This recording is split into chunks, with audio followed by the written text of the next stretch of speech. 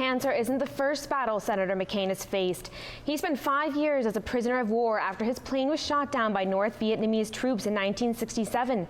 It was as a POW that McCain met John Furr, a fellow airman who was also shot down and held as a POW, starting a friendship that continues today.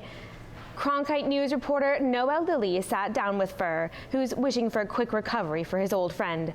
She brings us the story from our Washington bureau.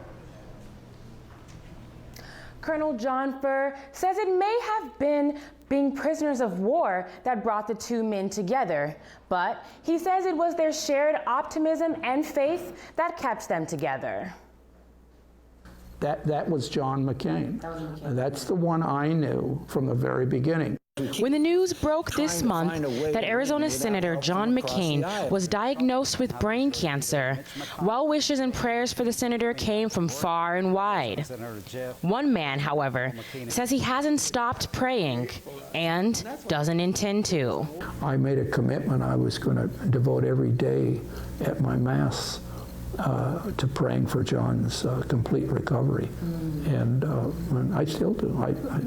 I'm going to stick by it. I'm going to stick by it. John Furr is a longtime friend of Arizona Senator John McCain, but the circumstances of their friendship began at the How Lo prison camp in North Vietnam. I had heard John McCain's name mentioned to me as a result of the tapping code and communicating across the wall with other POWs. And I became fascinated by hoping someday to meet him and to talk about our common experience. Before the world knew McCain as a senator, a war hero, a maverick, or presidential candidate, to his friends, he was always something special. And here he is with a smile on his face, his release. Here's our top-ranking guy right here. It was a time that Furr says changed his life forever. God says, hold everything, Furr.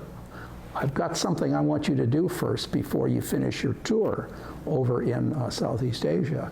And that was getting shot down. It's the best thing that ever happened to me. Throughout their time together as cellmates, Furr says McCain left him with something he never forgot. This cause greater than your own self-interest, and then leading people to do the right thing. When the war ended, Furr and McCain were both released, received awards and honors for their service, and continued their friendship to this day. Made the circuit all over the country, and that's her crying. My boy is back. Yeah, oh yeah, she was. And this is another shot of the inside of the airplane, and everybody's cheering. Now McCain is facing a new battle, but it's one that Furr thinks he can still overcome. And I really believe that John is committed himself to overcoming this disease. He's my friend, and I'm going to devote a good portion of my prayer life to his recovery. Furr says he still keeps in touch with John McCain, sometimes stopping by the senator's Capitol Hill office, and other times when McCain joins Furr and other Vietnam vets for lunch in the D.C. area, at a Vietnamese restaurant, of course. Live in Washington, Noelle Lilly, Cronkite News.